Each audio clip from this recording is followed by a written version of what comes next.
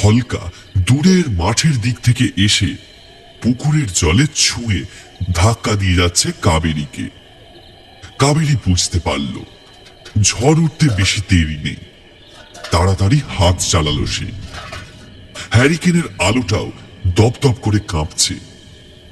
আকাশের গুমগুম আরো বাড়ছে। হঠাৎ জলের ভেতর একটা ছপাত শব্দে পেছনে ঘুরে তাকালো কাবেরী। পাড়ের কাছ থেকে শব্দটা এলো যেন। কি ব্যাপার, সাপ খুব নাকি? হ্যারিকেনটা আস্তে আস্তে একটু তুলে ধরতেই ব্যাপারটা পরিষ্কার হলো কাবেরীর কাছে।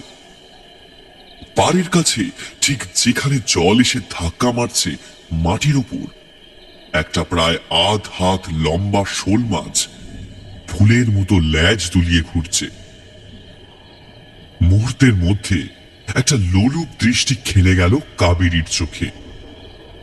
নিজের কাজ ফেলে সে এবার মনোনিবেশ করল মাছটার দিকে। অনেকক্ষণ থাকার পরেও মাছটা যাচ্ছে না দেখে মনের সমস্ত রাগ অভিমান ভুলে কাবেরী বলল, ইস, মাছটা যদি পেতাম। কাঞ্চাটা আমার শোল মাছের টক খেতে যে খুব ভালোবাসে, অনেকদিন খায়ও নি। আহারে। ভাবতে যখন কোনো দোষ নেই তখন ধরতেও কোনো দোষ নেই। ধীরে ধীরে ঘুরে দাঁড়ায় কাবেরী। আঁচলটা কোমরের মধ্যে বেশ ভালোভাবে গুঁজে নিজেকে ঝুঁকে ঠিক করে মাছ ধরার জন্য প্রস্তুত হয় সে। হ্যারিকেন এমন ভাবেই রাখলো যাতে মাছ ধরতে সমস্যা না হয়, আবার মাছ ভয়ে পালিয়েও না যায়। হাতে একটা উঁচু কানার থালা নিয়ে জল থেকে পা তুলে আস্তে আস্তে এগোতে লাগলো কাবেরী।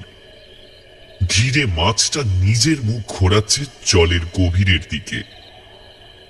এক পা করে তার পা থেকে মাত্র 2 বিঘত দূরেই রয়েছে জলজ জীবটি।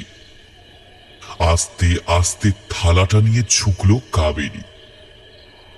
আশেপাশের অন্ধকার প্রকৃতিও যেন স্তব্ধ হয়েছে এই ছোট্ট শিকারের দৃশ্য উপভোগ করার জন্য। কাবেরী ঝুঁকে এসেছে। মাছটা এবার টের পেয়েছে কিছু একটা তার আশেপাশেই রয়েছে। সবেমাত্র সে লেজ তুলে চম্পট দিতে যাবে,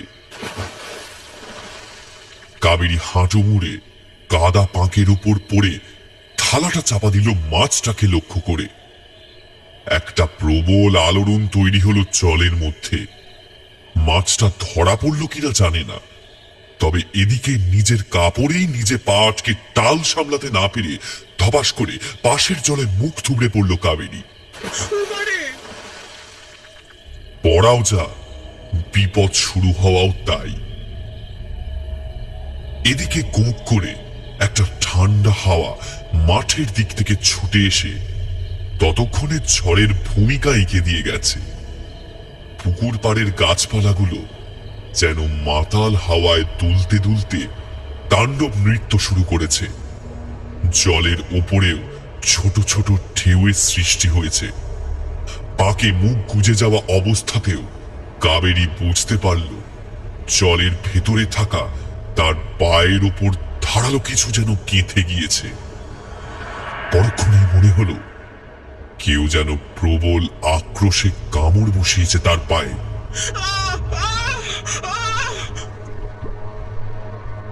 মুখ তুলে যন্ত্রণায় একটা আর্তনাদ বেরিয়ে এলো কাবেরীর মুখ থেকে। ওই অজানা বিভীষিকার হাত থেকে সে নিজেকে ছাড়ানোর একটা প্রবল চেষ্টা করল, কিন্তু পারল না। কামড় তো কোন ছাড়, তার পায়ের নিচের দিকের বেশ খানিকটা কেউ যেন রীতিমতো গিলে ফেলেছে, কিন্তু সেটা কি তা বোঝা গেল না। জলের ভেতর থাকা সেই অজানা বিভীষিকা কাবেরীকে হ্যাঁচকা টানে নিয়ে চলল ঝিলের মাঝামাঝি। নিজেকে বাঁচানোর একটা শেষ চেষ্টা করলো কাবেরী, চিৎকার করে উঠল, কিন্তু ততক্ষণে ঝড়ের দাপট এত বেড়েছে যে কাবেরীর চিৎকার হাওয়ার ধাক্কায় ছন্নছাড়া হয়ে কোথায় হারিয়ে গেল কে জানে। বিলের নিচের মাটি আঁকড়ানোর চেষ্টায় হাত ছুটতে ছুটতে একটা সময় সেটাও আর পেল না কাবেরী। ততক্ষণে সে চলে এসেছে বিলের গভীরে, একদম মাঝামাঝি। দম বন্ধ হয়ে আসছে তার। জলের ভেতর অনেকক্ষণ হাত পা ছুঁড়েও পারল না কাবেরী। হাঁপিয়ে উঠল সে। তার পায়ের চামড়া ফেদ করে ততক্ষণে সেই ধারালো দাঁত বসে গিয়েছে মাংসের উপর। আর একটু জোর দিলেই বোধ হয় শরীর থেকে পা ছিঁড়ে আলাদা হয়ে যাবে। নাকে মুখে জল ঢুকে শেষবারের মতো একবার মাছ বিলেতে খাঁই মেরে কাবেরী তলিয়ে গেল।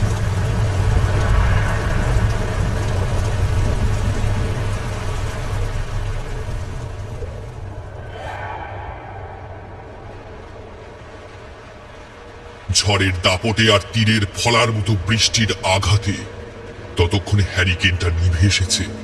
সিঁড়িতে সশব্দে পড়ে তার কাঁচ গুঁড়ো গুঁড়ো হয়ে গেল। আকাশের বুক চিরে এপার থেকে ওপার ছড়িয়ে পড়ল বিদ্যুতের একটা ঝলক। দিনের আলোর মতো পরিষ্কার করে দিল গোটা বাদলা বিল চত্বরটা। আকাশের ঘন কালো মেঘ ছাড়া আর কেউই বোধহয় দেখতে পেল না যে বিলের মাঝখানে জলে আলোড়ন তুলে একটা লাল রক্তধারা কেমন ধীরে ধীরে মিশে যাচ্ছে জলের সাথে। এদিকে প্রথমে এমন ঝড় আর তারপর বজ্র বিদ্যুৎ সহ প্রবল বৃষ্টি। স্বাভাবিকভাবেই কেউ আর বাড়ির বাইরে বেরোল না। গ্রামের ক্লাবে কিছু ছেলে ছোকরার সাথে তাস খেলা আর মদ্যপানে মেতেছিল কাবেরীর ছেলে কাঞ্চন। রাত বাড়ল, জোলো হাওয়ায় পাল্লা দিয়ে মদের নেশাও চরচর করে বেড়ে গেল। এতটাই বাড়ল যে বাড়ি আসার বদলে কাঞ্চনের টলমলো করতে থাকা পা দুটো তাকে বাধ্য করল সারা রাত ক্লাব ঘরের মেঝেতে পড়ে কাটাতে।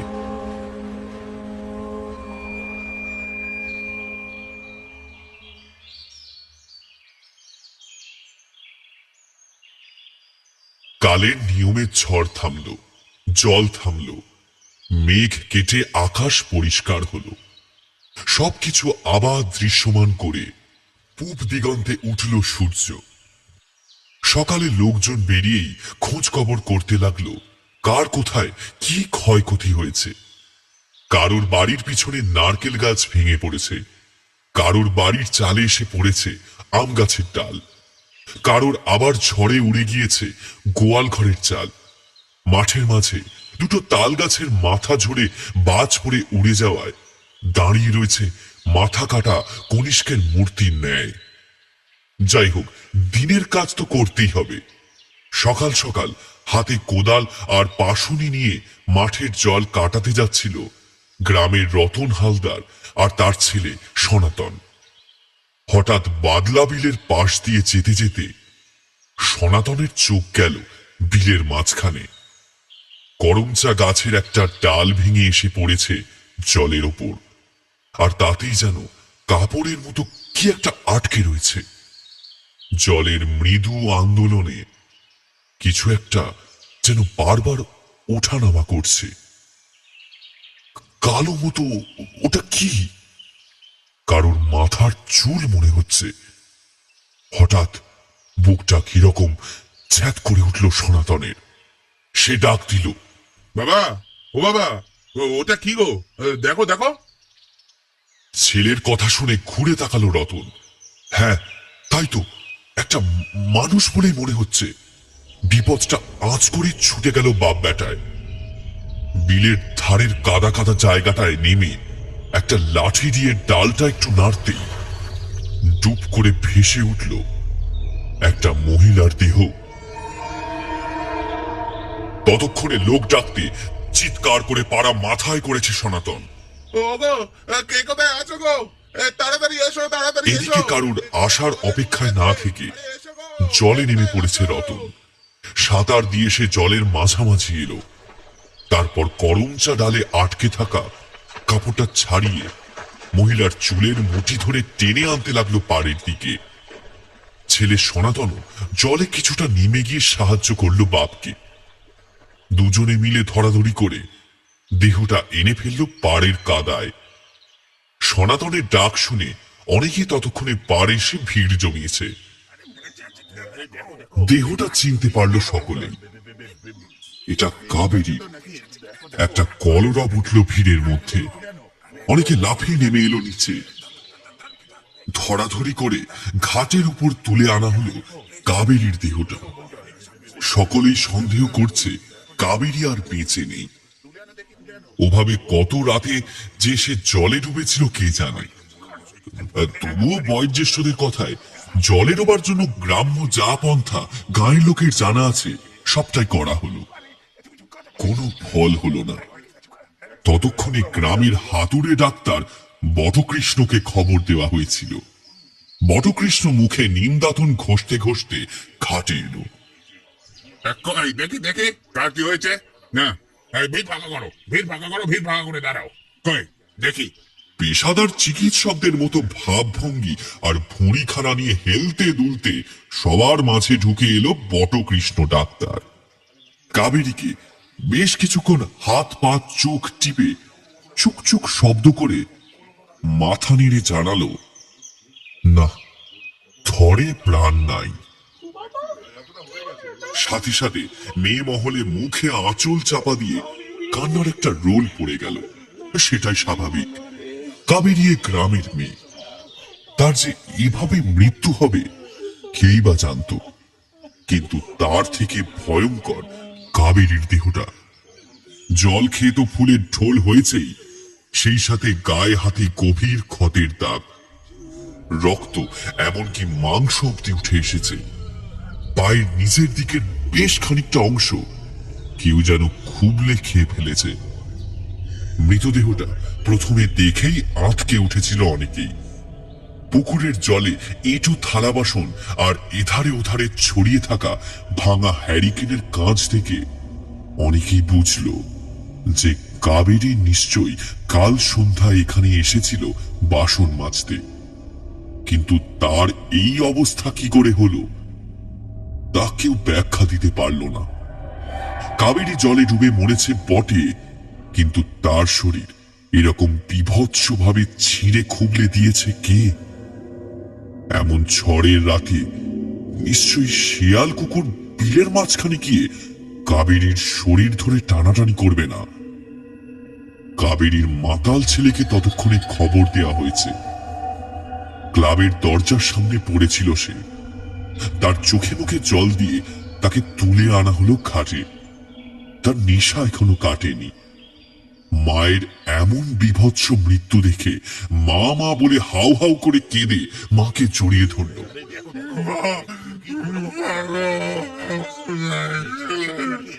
কেউ কেউ এই নিয়ে অবশ্য তাকে ভালো মন্দ বলতেও ছাড়ল না। এখন আর চোখের জল পেলে কি হবে? বেঁচে থাকতে তো মায়ের এতটুকুও কাজে আসিসনি। মায়ের টাকায় ভর্তি করে বেরিয়েছো, কুলাঙ্গার ছেলে কোথাকার। ইত্যাদি ইত্যাদি নানান সব বাক্যবাণে বিদ্ধ হতে হতে কাঞ্চন মাকে ধরে কেবলই কাঁদতে থাকে।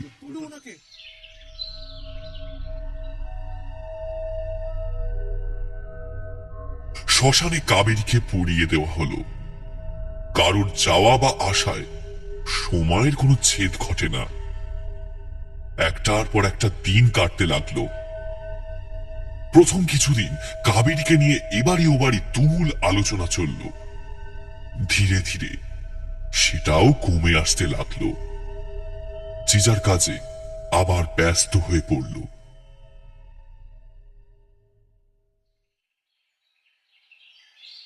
কাবেরীর মৃত্যুর প্রায় সপ্তাহ দুয়েক পরের ঘটনা। গ্রামের হারাধন চাষি তার মা মরা মেয়ে শুক্লাকে নিয়ে একা থাকে। হারাধনের শরীরটা দিন কয়েক ভালো নেই, মাঠে যায়নি, ঘরেই ছিল। শুক্লা একা হাতে বরাবরই ঘরের সবটা সামলায়। সন্ধ্যা প্রায় হয়ে এসেছে। উঠোনটা ঝটপট ঝাড় দিয়ে শুক্লা গেল হাঁস তোলার খোপের কাছে।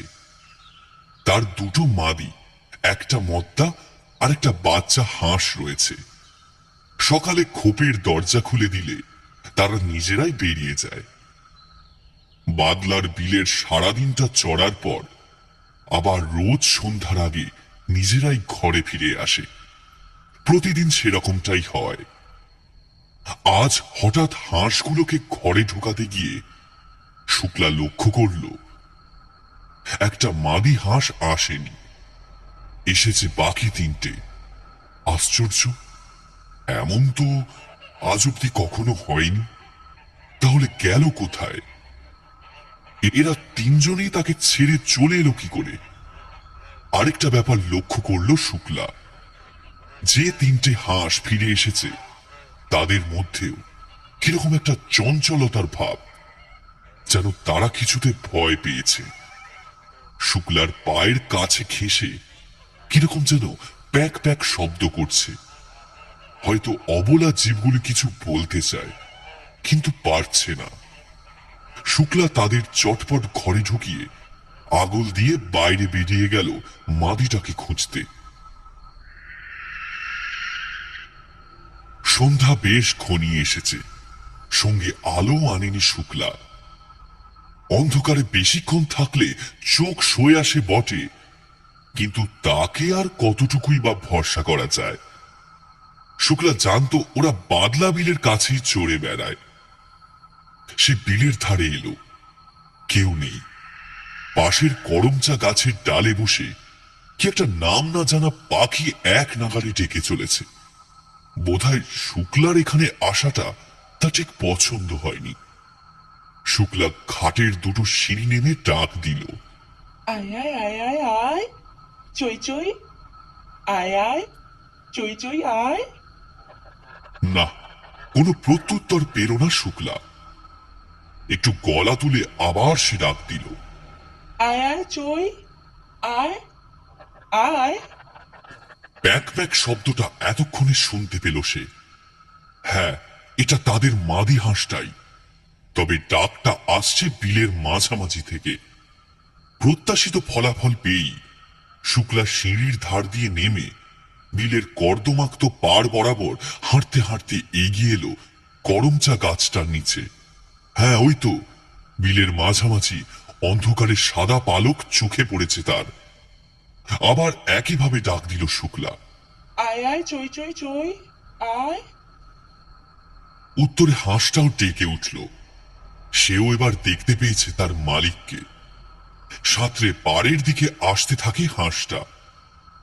শুক্লাও এবার গলার স্বর একটু নামিয়ে দু হাত বাড়িয়ে পরম আদরে ডাকতে থাকে তার পোষ্যকে। আয় আয়। হঠাৎ পাড়ের কাছাকাছি এসেও হাঁসটা কি যেন এক খেয়ালে আবার ঘুরে গেল।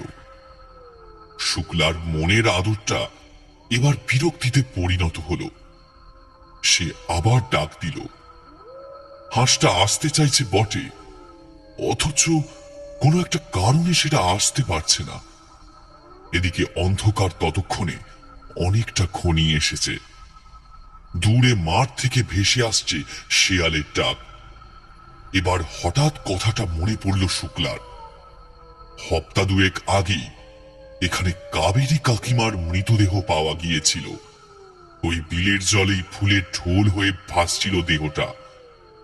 শুক্লার ভয় হল, এই সন্ধ্যায় গ্রামের প্রান্তে এই বিলের ধারে সে ছাড়া আর তো কেউ নেই। এই ভর সন্ধ্যায় যে যার ঘরে ঢুকে গেছে, চেঁচিয়ে ডাকলেও বোধহয় শুনতে পাবে না। বলা বাহুল্য, বুকটা কিরকম ধুক ধুক করতে লাগলো তার। আর বাইরে বেশিক্ষণ থাকা ঠিক নয়। হাঁসটা পাড়ের থেকে হাত দশেক দূরে জলে ভাসছে। আয় আয়। আস্তে আস্তে জলে নেমে তার দিকে এগিয়ে গেল শুক্লা। হাঁস এবার তার নাগালের মধ্যেই কিরকম অদ্ভুত ভাবে স্থির হয়ে সেটা তাকিয়ে আছে বিলের মাঝখানে। শুক্লা ঝুঁকে তার ঘাটটা ধরতে যাবে, এমন সময় বিকট প্যাক প্যাক শব্দ করে টানা ঝাপটে শুক্লার চোখে মুখে জল ছিটকে সেটি হাতের নাগালের বাইরে বেরিয়ে এলো। আচমকা কিসের একটা টানে হাঁটু জলের ওপরে হুমড়ি খেয়ে পড়ল শুক্লা। কাবেরীর মতোই জল কাদায় মুখটা গুঁজে গেল তার। কোনো রকমে মুখটা তুলে সে পরিস্থিতি একটু সামাল দিয়েছে। হঠাৎ হাতের আঙুলগুলোতে একটা কামড় অনুভব করলো সে, যেন তার আঙুল শুদ্ধ হাতটা কবজি অব্দি মুখে পড়ে কেউ জোরে জোরে কামড় বসিয়েছে কবজির ওপর। যন্ত্রণায় চিৎকার করে উঠল শুক্লা, কিন্তু সে ছাড়া আর কেউ সেটা শুনতে পেল না। চোখ ফেটে জল এলো শুক্লার। সে বুঝতে পেরেছে যে ভয়ঙ্কর কিছু বিপদের সম্মুখীন হয়েছে সে। রীতিমতো কাঁদতে কাঁদতে জলের উপর হাত পা ছুড়ে নিজেকে বাঁচানোর মরিয়া চেষ্টা করলো সে, কিন্তু পারল না। জলের ভেতরে সে প্রচন্ড বলশালী কামড় আর তার হাত ধরে হিড় হিড় করে টানতে টানতে নিয়ে গেল ঝিলের মাঝামাঝি। নাকে মুখে জল ঢুকতেই হাবুডুবু খেতে লাগলো শুক্লা।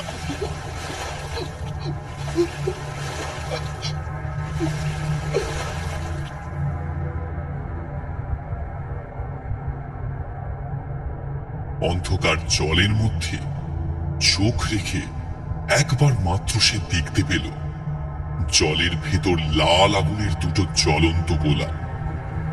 বোধহয় জলের ভেতর থাকা মানুষ খেকো কোনো দানবীর চোখ। মাছের মতোই পিচ্ছিল দেহ। শুক্লার শরীরটাকে নিয়ে শান্ত জলে শোরগোল তুলে সেই অজানা আতঙ্কে যেন দড়ি বাঁধা খেলনার মতো অবলীলাক্রমে এদিক ওদিক নাড়তে লাগলো। জলের ভেতর এমন ধাক্কায় ধীরে ধীরে হাঁপিয়ে উঠল শুক্লা। তার দম ফুরিয়ে আসছে, অবশ হয়ে আসছে হাত পা। এদিকে প্রচন্ড কামড়ের যন্ত্রণা, বোধহয় ছাল চামড়া সমেত হাতের মাংস অব্দি উঠে এসেছে। মৃত্যু ঠিক আগের মুহূর্তে জলের ভেতর শুক্লা দেখতে পেল একটা উজ্জ্বল লাল মুখ, ছুরির ফলার মতো ধারালো দাঁত সেই মুখে। শেষবারের মতো হাত পা ছুঁড়ে চিরদিনের মতো নিস্তেজ হয়ে গেল হারাধনের বছর 18-র মেয়ে শুক্লা।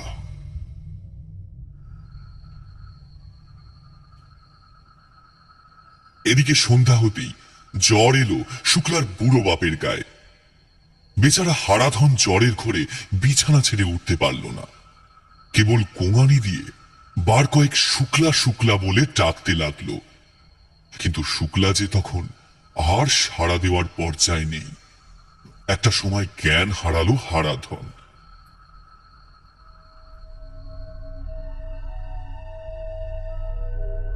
পরদিন সকালে একইভাবে বাদলা বিলের মাঝামাঝি শুক্লার দেহ ভাসতে দেখা গেল। গ্রামের লোক দেহটা ধরাধরি করে তুলে আনলো ঘাটের ওপর। কাবেরীর স্মৃতি আবার চাঙ্গা হয়ে উঠল। সেই একই রকম জলে ডুবে মরা, শরীর ফুলে ঢোল, গায়ে ক্ষতচিহ্ন। কেবল কাবেরীর পায়ের বদলে শুক্লার হাতের কবজি কেউ যেন চিবিয়ে খেয়েছে। জলজ্যান্ত একটা মানুষের হাত পা এভাবে চিবিয়ে খেয়ে তাকে জলে ডুবিয়ে মারতে পারে? কোন দুরাত্মা পিশাচ জন্ম নিয়েছে এই বাদলা বিলের বুকে? পরদিন সকালে মেয়ের এই অবস্থা দেখে জ্ঞান হারায় হারাধন চাষী। আর তার দেহে প্রাণ ফেরে না। বটকৃষ্ণ ডাক্তার এসে জানালো মেয়ে মরার শোকটা অসুস্থ হারাধন নিতে পারেনি। হৃদযন্ত্রের গতি তার রুদ্ধ হয়েছে। বলা বাহুল্য, শুক্লার সেই মাদি হাঁসটার আর কোনো হদিশ মেলেনি।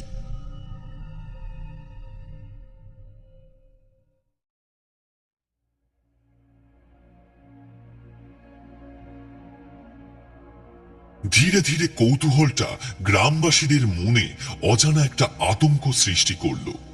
প্রথমে কাবেরী, তারপর শুক্লা। গ্রামে এই অলৌকিক ঘটনার নানা রকম মতামত ব্যাখ্যা ছড়িয়ে পড়তে লাগলো গ্রামবাসীদের মুখে মুখে। সকলেই নিজের মতো একটা অলৌকিক শক্তি কল্পনা করতে লাগলো যে ওই বাদলা বিলের বুকে বাসা বেঁধেছে। কিন্তু আশ্চর্যের কথা, সকলেই ছোট থেকে ওই বিলকে দেখে বড় হয়েছে।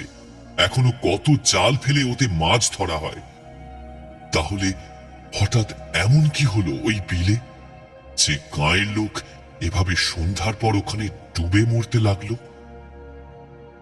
আতঙ্কের ছাপ এতটাই স্পষ্ট হলো যে লোকজন সন্ধ্যাবেলা তো দূর, দিনের বেলাও বিলের পাশ দিয়ে যেতে আসতে দুবার ভাবত। ছোট ছোট ছেলে ছোকরার দল যারা দুপুরে আগে ওই বিলে সাঁতার দিত, তাদের বাড়ি থেকেও সেসব বন্ধ করে দেওয়া হলো। স্কুলে খেলার মাঠে তাদের একটাই আলোচনার বিষয় হয়ে উঠল বাদলা বিলের বিভীষিকা। কেউ কেউ বলতে লাগলো এক ধরনের মাছ আছে যারা নাকি মানুষকেও চিবিয়ে খায়। বড় বড় ধারালো দাঁত রয়েছে মুখে, রক্ত মাংস খায়।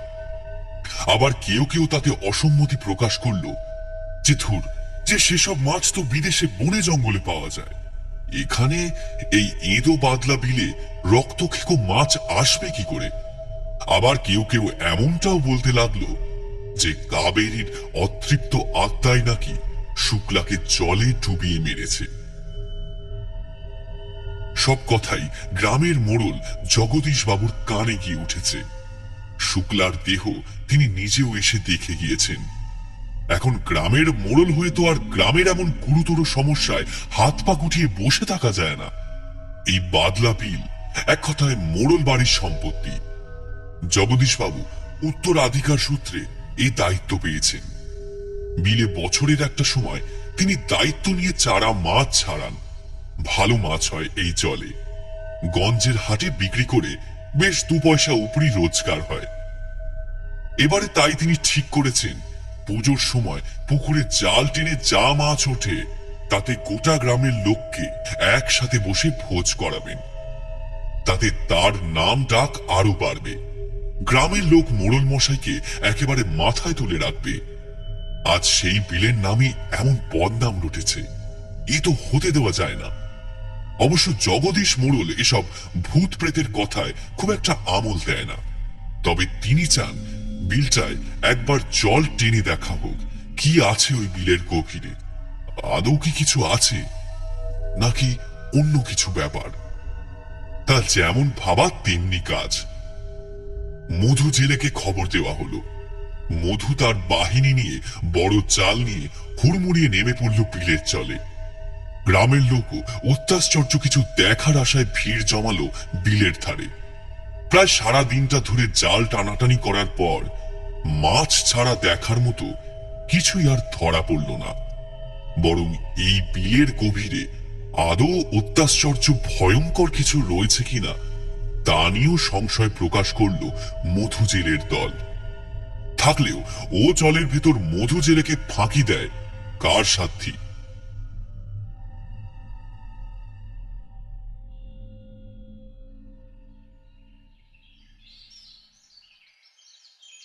কিছুতেই এসব ভেবে কোনো কুল কিনারা করতে পারলেন না জগদীশ বাবু। সন্ধ্যায় ঘুরতে ঘুরতে তিনি এসেছেন বিলের কাছাকাছি। ঘাটের সামনে দাঁড়িয়ে এক মনে ভাবছিলেন সবকিছু। সন্ধ্যা হয়ে এসেছে, এই অন্ধকারই যত দুষ্কর্মের ফল। হঠাৎ গুরুম গুরুম করে মেঘ ডেকে উঠল আকাশে। জগদীশ বাবু উপরে মুখ তুলে তাকালেন। বোধহয় এক্ষুনি বৃষ্টি শুরু হবে। তবুও কিসের একটা অদম্য কৌতূহলে তিনি জায়গাটা ছেড়ে যেতে পারলেন না। মাঝে মাঝে একটা ঠান্ডা হাওয়া মাঠের দিক থেকে এসে ধাক্কা মারছে গায়ে। জলে মাছেদের ঘাই মারার শব্দও আসছে মাঝে মাঝে। জগদীশ বাবু জলে ডোবা প্রথম সিঁড়িটায় নামলেন। জলে হাত পা ধুয়ে আজলা করে জল নিয়ে মুখ দিলেন। আকাশে মেঘের গুড়গুড়ানি আরো বেড়েছে। পাল্লা দিয়ে বেড়েছে হাওয়ার ঘূর্ণিও। হু হু শব্দে মাঠের দিক থেকে হাওয়া এসে ঢুকছে গ্রামে। জগদীশ বাবু একটা দীর্ঘশ্বাস ফেলে সবেমাত্র উঠে আসার জন্য পেছনে ঘুরেছেন। এমন সময় তিনি শুনতে পেলেন সেই রক্ত জল করা হাসিটা।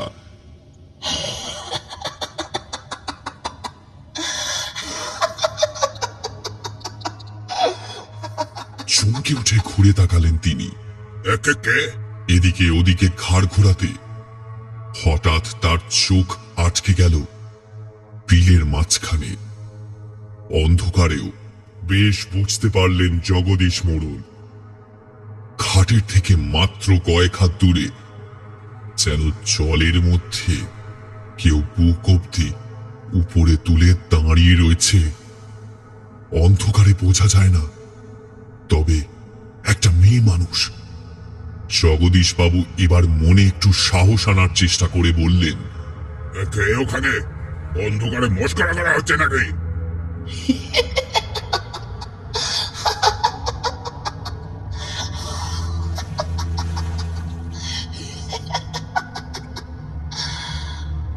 আমাকে চিনতে পারলে না মোড়ল মশাই?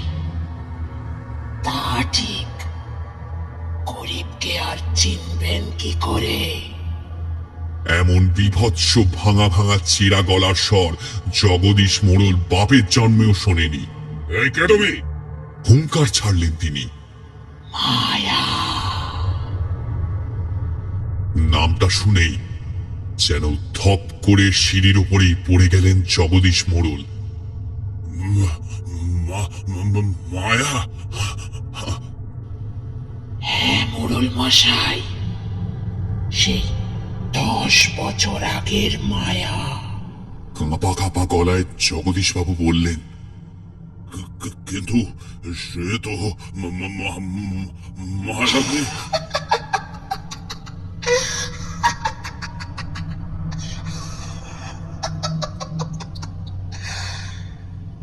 তা আমি বেঁচে আছি কখন বললাম মোড়ল মশাই?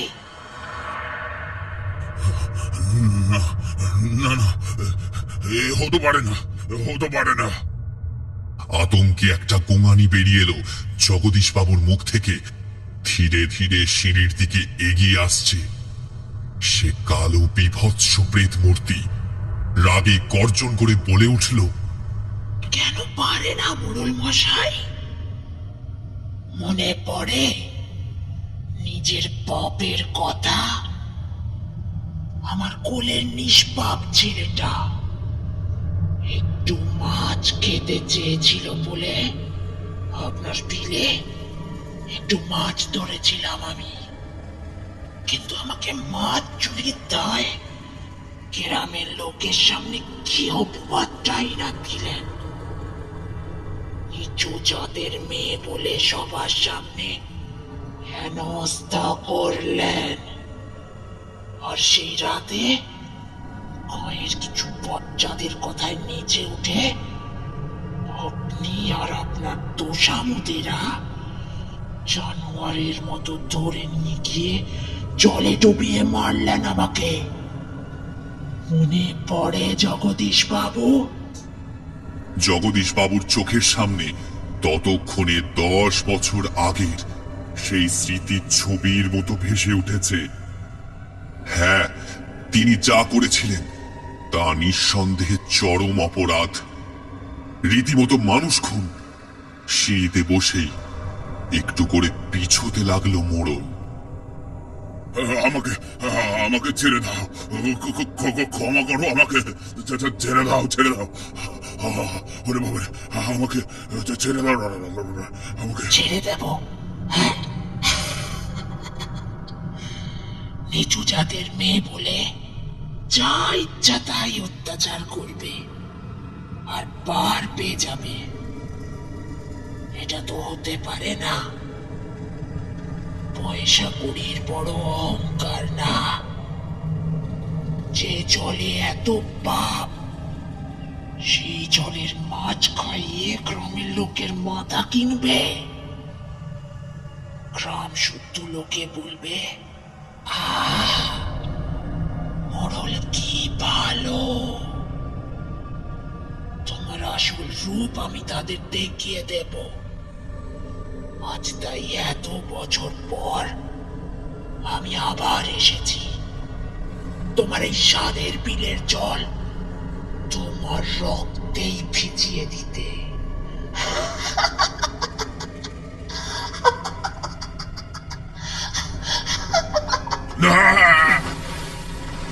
চিৎকার করে ওঠে জগদীশ বাবু। আকাশের বুক চিরে চলে যায় একটা বিদ্যুতের ঝলক। এক মুহূর্তের জন্য সামনের দৃশ্য পরিষ্কার হয় জগদীশ বাবুর।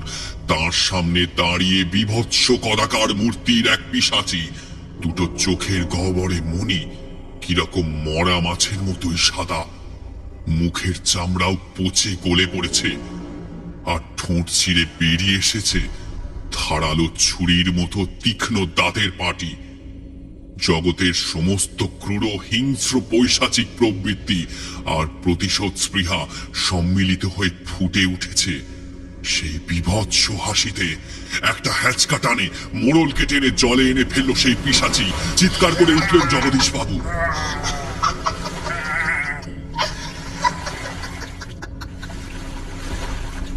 কিন্তু তার কথা শোনার মতো এখানে আজ আর কেউ নেই। নেই কাবেরীর বর শুক্লার বাবা।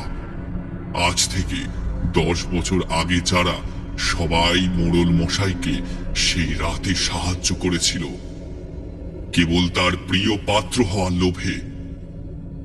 খলখল করে হেসে উঠল মায়ার প্রেত। আজ যে তার প্রতিশোধ পূর্ণ হবার রাত।